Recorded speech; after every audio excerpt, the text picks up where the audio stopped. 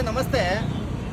ನೋಡಿ, ಇದು ನಾವು ಅದೇನೋ ಇವರು ಯಾವುದೋ ರಾಜಸ್ಥಾನ, ಪಂಜಾಬ್ ಆ ಕಡೆಯಿಂದ ಬಂದ್ಬಿಟ್ಟು ಜನಗಳಿಗೆ ಕಲ್ಲನ್ನ ತಿನ್ನಿಸುವಂತ ಪ್ರಯತ್ನವನ್ನ ಮಾಡ್ತಿದ್ದಾರೆ. ಅದು ತೋರ್ಸವ, ಇದನ್ನ ತೋರ್ಸವ. ದಯಮಾಡಿ ಜನತೆ, ಕರ್ನಾಟಕದ ಜನತೆ ದಯಮಾಡಿ ನೋಡಿ. ಇದು ಕಲ್ಲು, ಸೇಮ್ ಕಲ್ಲೇ. ಇದನ್ನ ನಮ್ಮ Tumakuru road, Magadi road, Mysuru road, ಅದರಲ್ಲೂ ನಮ್ಮ ಸುಂಕದಕಟ್ಟೆ ಕಡೆ ಈಗ ಮಾರಾಟ ಮಾಡ್ತಿದ್ದಾರೆ. ಮಾಗಡಿ ರೋಡಲ್ಲಿ, ತುಮಕೂರು ರೋಡು, ಮೈಸೂರು ರೋಡ್ ಎಲ್ಲ ಕಡೆ ವ್ಯಾಪಾರ ಮಾಡ್ತಿದ್ದಾರಂತೆ.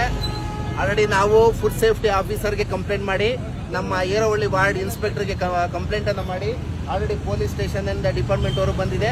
ವೆಹಿಕಲ್ ಅನ್ನ ಸೀಸ್ ಮಾಡಿ ತಗೊಂಡೋಗ್ತಿದ್ದಾರೆ. ದಯಮಾಡಿ ಆರೋಗ್ಯ ಜನಗಳಿಗೆ ತುಂಬಾ ಮುಖ್ಯ ಆಗ್ತದೆ. ಈ ತರ ಏನೇನೋ ತಗೊಬಂದು ಮಣ್ಣು ಕಲ್ಲನ್ನೆಲ್ಲ ತಿನ್ನಿಸ್ತಾರೆ ಅಂದ್ರೆ ದಯಮಾಡಿ ಜನತೆ ಎಚ್ಚೆತ್ಕೋಬೇಕು.